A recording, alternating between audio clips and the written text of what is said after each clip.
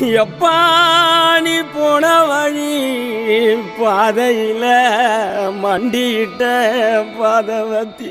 நான் மண்டியிட்ட பாதவத்தி ஐயா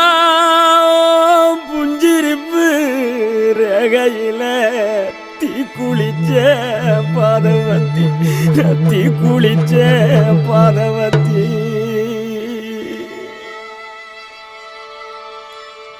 ஒத்த பணக்கீத்துக்குள்ள ஒத்த ரூபம் இன்னையில 10 தலை கேக்கும் முன்னு பாதவத்தி நம்பலையே நம் பாதவத்தி நம்பலையே